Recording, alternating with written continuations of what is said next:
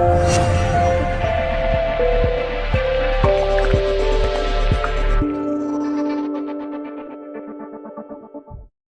everybody, thank you and welcome back for another weekly edition of Z Real Estate's discussion on real estate. Alright, so this week we're going to be talking about something that while I've known for quite some time, I've never heard as much fuss or commotion about as I have just in the past 2 weeks. Now, what am I referring to? Adverse tenancy, of course. What is adverse tenancy?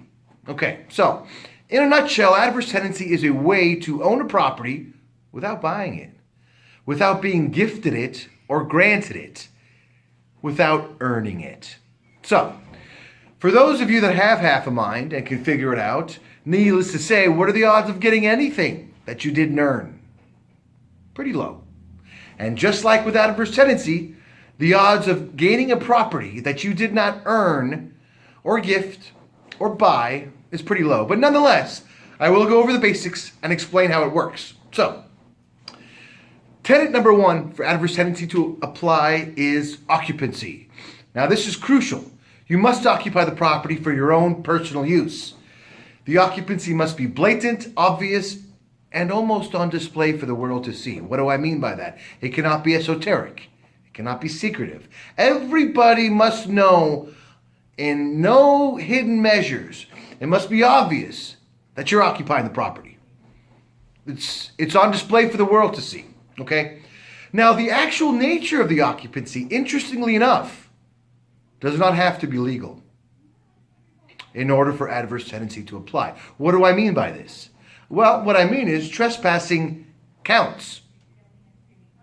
So, in other words, if you find a vacant property, you break in, trespass, and become, in essence, a squatter, and you are using the property for your own personal use, and then, to excoriate matters even further, take it upon yourself, being the good Samaritan that you are, the good citizen, the honest taxpayer, that you want to pay taxes on this property which you are now illegally occupying.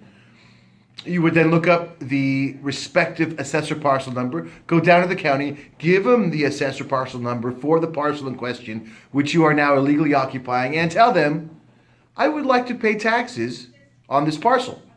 Then you pay taxes on it. Now, assuming that you do this for 5 years and nobody says anything and nobody else comes forward, yes, the title to the property becomes yours. But anybody out there with half a brain can figure out what the odds of something like that actually is. If you owned a property, regardless of how often you went there, do you really think that somebody else could occupy and pay taxes on it for 5 years without you ever knowing? Has it happened? Yes. Is it possible? Yes. Is it likely? Not so much. I mention this because those of you out there with hopes of using adverse tenancy as a long-term real estate plan in order to acquire multiple properties, probably not the best idea. But it is possible. And that, my friends, in a nutshell, is what it is. So, if you have any questions on adverse tenancy, again, the tenants, occupancy is crucial. Under no circumstances can it or will it ever apply without occupancy. You must be using it for yourself. The occupancy must be obvious. The occupancy must be personal. The occupancy does not have to be legal. It does have to exist. And you have to be paying property taxes on the parcel in question. So, for all those to apply, and for nobody else to say anything, yes, you could get a property through adverse tenancy. All right? So for anybody confused or would like more information on that, by all means, feel free to contact me anytime. I can always be reached on my website, www.zrealestate.net. Thank you very much, everybody, and make it a great week.